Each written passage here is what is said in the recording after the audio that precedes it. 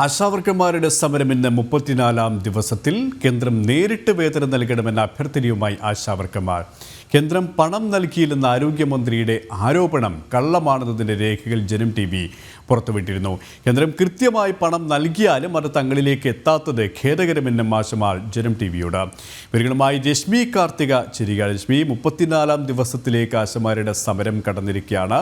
എന്തൊക്കെ ആവശ്യങ്ങളാണ് അവർ വീണ്ടും ഉന്നയിച്ചിരിക്കുന്നത്?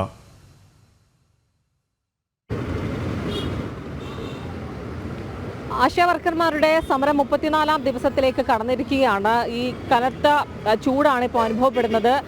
ആ ഒരു ചൂടിലും വളരെ ബുദ്ധിമുട്ടി ദിവസങ്ങളോളം സെക്രട്ടേറിയറ്റ് മുന്നിൽ സമരമിരിക്കുകയാണ്. കേന്ദ്രത്തിന്റെ ഇടപെടൽ മാത്രമാണ് ആകെ ഒരു ആശ്വാസകരമായിട്ട് ആശാവർക്കർമാർക്ക് ഉണ്ടായിട്ടുള്ളത്. സംസ്ഥാന സർക്കാർ തിരിഞ്ഞു പോലും നോക്കാത്തൊരു സാഹചര്യമാണ്. അതിനിടെ ഇപ്പോൾ രാവിലെ EP ജയരാജൻ പാളയം രക്തസാക്ഷി മണ്ഡപത്തിൽ പ്രതികരണം തേടിയപ്പോൾ അദ്ദേഹം പറഞ്ഞൊരു കാര്യം ഈ ആശാവർക്കർമാരുടെ സമരം അനാവശ്യമാണ് എന്നുള്ളതാണ്. EP ജയരാജൻ പ്രതികരിച്ചിരിക്കുന്ന ഈ ദുഷ്ടബുദ്ധികളുടെ തലയിൽ ഉദിച്ച് ഇങ്ങനെയാണ് പറഞ്ഞത്. ആശാവർക്കർമാരുടെ സമരം ചില ദുഷ്ടബുദ്ധികളുടെ തലയിൽ ഉദിച്ചതാണ്. അവരുടെ സമരം അനാവശ്യമാണ്. ആശാവർക്കർമാരുടെ ആദ്യ ഒരു സേവനമായിരുന്നു. ഇടതുമുന്നണിയാണ് അത് 7000 രൂപയാക്കി മാറ്റിയത് എന്നുള്ളതാണ്. എന്താണ് ഇതിനോടുള്ള ഒരു പ്രതികരണം? തുടക്കത്തിൽ ആശാവർക്കർമാരുടെ ഒരു സേവനം തന്നെയായിരുന്നു. പക്ഷേ ഇപ്പോൾ അത് നിർബന്ധിത പ്രവർത്തനമാണ്. അങ്ങനെ ഒരു വ്യത്യാസമുണ്ട്. അത് എനിക്കൊന്നും അദ്ദേഹം അത് അറിഞ്ഞിട്ടുണ്ടാവില്ല.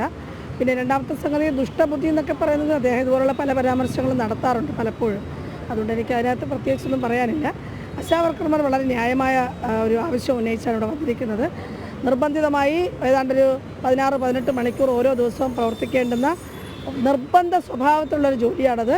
അതിനകത്ത് മറ്റ് യാതൊരു വിധത്തിലുള്ള മറ്റൊന്നും കലർത്തേണ്ടതില്ല. അപ്പോൾ 232 രൂപയ്ക്ക് അങ്ങനെ ഒരു സേവനം ചെയ്യാൻ പറ്റില്ല. അദ്ദേഹം മനസ്സിലാക്കേണ്ടത് ഒരു മിനിമം 100 രൂപയെങ്കിലും ഇവർക്ക് ഓരോ ദിവസവും വണ്ടിക്കൂലി ഇനത്തിൽ വരും. അപ്പോൾ ഒരു 100-150 രൂപയ്ക്ക് വേണ്ടിയിട്ടാണ് ഈ പണിയെടുക്കുന്നത്. അങ്ങനെ കേരളത്തിൽ ഒരാൾക്ക് ജീവിക്കാൻ പറ്റില്ല. അതുകൊണ്ട് ന്യായമായും ഇടതുമുന്നണി ഗവൺമെൻറ് അധികാരത്തിൽ വരുന്നതിൻ്റെ ഭാഗമായി അദ്ദേഹമാണെന്ന് തോന്നുന്നു ആ സമയത്ത് ഇടതുമുന്നണി കൺവീനറായിരുന്നത്.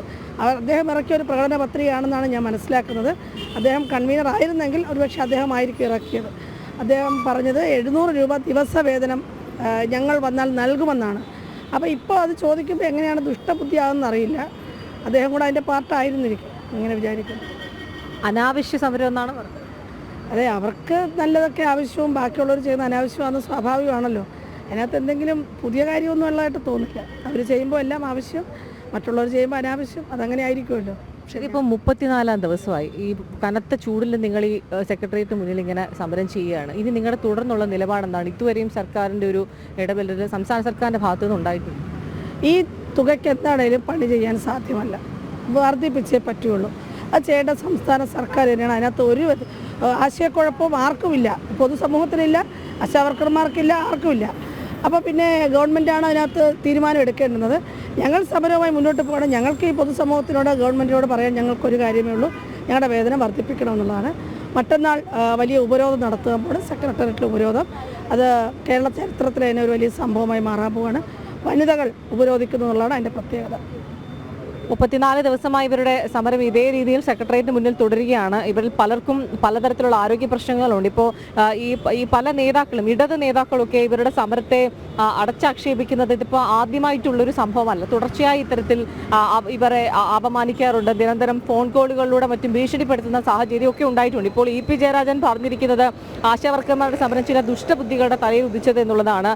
അതോടൊപ്പം തന്നെ ഇവരുടെ ആദ്യ ഒരു സേവനമായിരുന്നു, ഇവരുടെ സമരം അനാവശ്യമാണെന്നുള്ളതാണ് EP ജയരാജൻ പറഞ്ഞിരിക്കുന്ന മറുപടിയാണ് ഇപ്പോൾ ആശാവർക്കർമാരുടെ ഭാഗത്തു നിന്നുണ്ടായിരിക്കുന്നത്. അതാണ് ഇവരുടെ സമരം തികച്ചും ന്യായമായ ആവശ്യങ്ങൾ ഉന്നയിച്ചുകൊണ്ട് തന്നെയാണ് എന്നവർ പറയുന്നു. ഈ ദുഷ്ടബുദ്ധികളുടെ ഭാഗമായിട്ടുള്ളത് EP ജയരാജനായിരിക്കും. ഇടതു മുന്നണി തന്നെ പ്രകടന പത്രികയിൽ പറഞ്ഞൊരു കാര്യമാണ് ഇവരുടെ ദിവസവേതനം 700 രൂപയാക്കി വർദ്ധിപ്പിക്കും എന്നുള്ളത്. അതൊന്നും സർക്കാരിന് ഓർമ്മയില്ലേ എന്നുള്ളതാണ് ആശാവർക്കർമാർ ചോദിക്കുന്ന ഒരു കാര്യം. ആകെ ഇവർക്ക് സഹായകരമായിട്ടുള്ളത് കേന്ദ്രത്തിന്റെ ഇടപെടൽ മാത്രമായിരുന്നു. കേന്ദ്ര ആരോഗ്യമന്ത്രി പറഞ്ഞത് എന്താണ് എന്നുള്ളത് നമുക്ക് വ്യക്തമായി അറിയാം. മാത്രമല്ല സുരേഷ് ഗോപി അടക്കം നിരന്തരം ഇവിടേക്ക് എത്തുന്നു. വളരെ പെട്ടെന്ന് തന്നെ കേന്ദ്രം ഇവരുടെ ഈ പ്രശ്നങ്ങൾ പരിഗണിക്കുമെന്ന് പറയുന്നു. അതോടൊപ്പം തന്നെ ആരോഗ്യമന്ത്രി വീണ ജോർജ് കേന്ദ്രത്തിന്റെ തലയിൽ പഴിചാരിക്കൊണ്ട് രക്ഷപ്പെടാനുള്ള ഒരു ശ്രമമാണ് ഇതുവരെ നടത്തിക്കൊണ്ടിരുന്നത്. കൃത്യമായി കേന്ദ്രം പണം കൊടുക്കുന്നില്ല, അതാണ് പ്രശ്നമെന്നുള്ളതാണ് പറഞ്ഞുകൊണ്ടിരുന്നത്. പക്ഷേ കൃത്യമായി കേന്ദ്ര സർക്കാർ പണം കൊടുക്കുന്നുണ്ട്.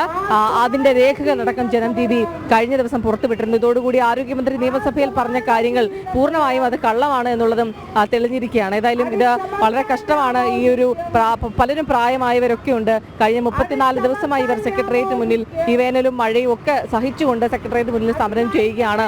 അതിൽ ഇടപെടാൻ സർക്കാർ ഇടപെടേണ്ട സമയം എപ്പോഴേ കഴിഞ്ഞിരിക്കുന്നു. അപ്പോഴും കേന്ദ്രത്തിന്റെ ഇടപെടൽ മാത്രമാണ് ഉണ്ടായിട്ടുള്ളത്. കേന്ദ്രം കൃത്യമായി അനുവദിക്കുന്ന തുക പോലും ഇവർക്ക് നൽകാൻ സംസ്ഥാന സർക്കാർ തയ്യാറാകുന്നില്ല എന്നുള്ളത് വളരെ ഖേദകരമായിട്ടുള്ളൊരു കാര്യമാണ്. മാത്രമല്ല ഇവർ സമരം ആരംഭിച്ചതിന് ശേഷം ഇവർക്ക് 3 മാസമുള്ള കുടിശ്ശിക തുക പെട്ടെന്ന് നൽകിയിരുന്നു. അപ്പോൾ ഇവർ ആശാവർക്കർമാർ ചോദിക്കുന്ന ഒരു കാര്യമുണ്ട്, കേന്ദ്രം പണം നൽകിയിട്ടല്ലേ ഇവർ ഇപ്പോൾ ഈ പണം നൽകിയിരിക്കുന്നത്? അപ്പോൾ കേന്ദ്രം പണം നൽകുന്നില്ല എന്ന് പറയുന്നതിൽ എന്ത് അടിസ്ഥാനമാണുള്ളത് എന്നുള്ളത് ഇവർ ചോദിക്കുന്നുണ്ട്. മാത്രമല്ല ഈ സംസ്ഥാന സർക്കാരിനെ ഒഴിവാക്കിക്കൊണ്ട് കേന്ദ്ര സർക്കാർ നേരിട്ട് പണം നൽകാനുള്ള എന്തെങ്കിലും വഴിയുണ്ടോ എന്നുള്ളൊരു അഭ്യർത്ഥന കൂടി കഴിഞ്ഞ ദിവസം ഈ ആശാവർക്കർമാർ നമ്മളോട് അത്തരത്തിലുള്ളൊരു അഭ്യർത്ഥന തന്നെ ചോദിച്ചിരുന്നു. ഏതായാലും ഇവരുടെ സമരം വളരെ ശക്തമായി തന്നെ തുടരുകയാണ്. 34ാം ദിവസത്തിലേക്ക് കടന്നിരിക്കുന്നു. മറ്റന്നാൾ വളരെ ശക്തമായ ഒരു സമരം സെക്രട്ടേറിയറ്റ് മുന്നിൽ ആശാമാരുടെ നേതൃത്വത്തിൽ നടത്തുന്നുണ്ടത് സെക്രട്ടേറിയറ്റ് ഉപരോധമാണ്.